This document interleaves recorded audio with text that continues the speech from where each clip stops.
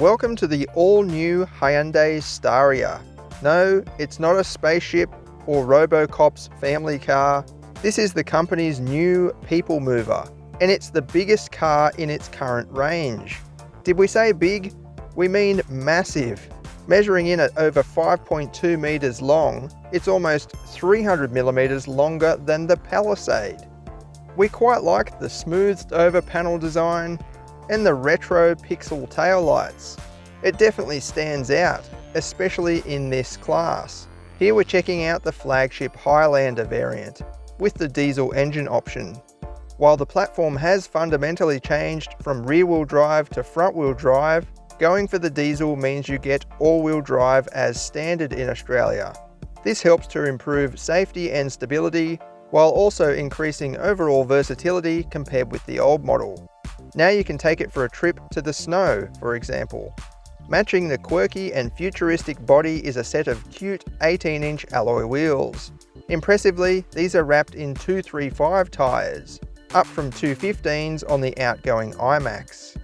It is a huge leap forward inside compared with the aged iMax. There's a big central panel housing a 10.25-inch touchscreen, flush buttons, and more than enough storage for all the family.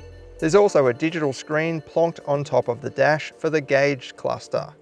Of course, visibility is outstanding through the front, with very low window sills on the doors, allowing you to peer down over other motorists.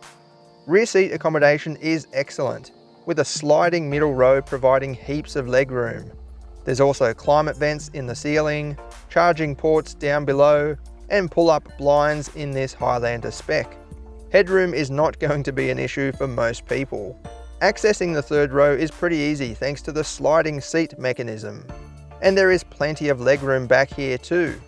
Passengers also get their own cup holders and climate vents, with climate control from the middle. Despite the impressive rear seat legroom, it's surprising to see such a big boot at the back, with all seats up, that is. That's where that enormous body length really helps. A full-size spare wheel is mounted under the floor on the outside. Under the short and stubby bonnet is the older 2.2-litre turbo diesel R-Series engine. It's a shame the newer SmartStream series is not included here, which offers up to 150 kilowatts and 440 newton meters in other applications. Nonetheless, performance is respectable considering its 2.2-ton weight. This is what it goes like.